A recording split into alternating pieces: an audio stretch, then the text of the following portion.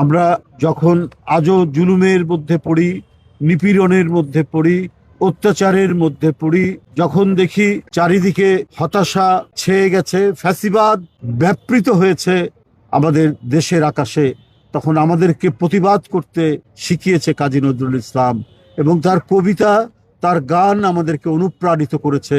যত বড়ই শৃঙ্খল হোক, যত বড়ই চেইন হোক, যত বড়ই নিপীড়নের খড়গ হোক, সেই খড়গকে সমূলে উৎপাটিত করে সেটিকে ভেঙে রাস্তায় নামতে এবং অন্যায়কে দূরীভূত করে ন্যায় প্রতিষ্ঠিত করতে কাজী নজরুল ইসলামই হচ্ছে আমাদের প্রধান অনুপ্রেরণার উৎস, চালিকা শক্তি।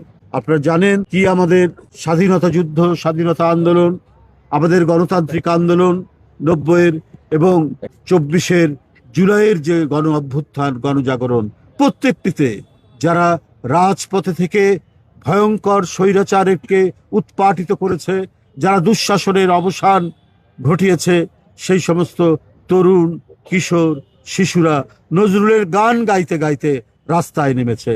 নজরুল দিয়েছে এক বড় শক্তি। কাজী নজরুল ইসলাম আমাদের জাতীয় কবি। তাই আজও যখন এই দেশকে নিয়ে কেউ কোনো ষড়যন্ত্র করে, চক্রান্ত করে, আমাদের সার্বভৌমত্বকে দুর্বল করতে সচেষ্ট হয়, আমাদের স্বাধীনতাকে বিপন্ন করতে সচেষ্ট হয়, তখন তার বিরুদ্ধে দ্রোহের যে আগুন জ্বলে উঠে, তার প্রধান উৎস হচ্ছে কাজী নজরুল ইসলাম, তার গান, তার কবিতা, তার উপন্যাস, তার লেখনী।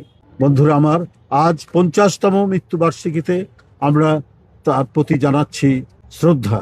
আমরা তার আত্মার মাগফিরাত কামনা করি। আজও নজরুলের লেখনী, নজরুলের সাহিত্যকর্ম এবং তার যে বাণী বুকে নিয়েই আমরা পথ চলি, আমাদেরকে নির্ভয় করে, আমাদেরকে সামনে এগিয়ে যেতে নির্ভীক করে তোলে। নজরুল আমাদের শক্তির একটি উৎস, অন্যায়ের বিরুদ্ধে প্রতিবাদের।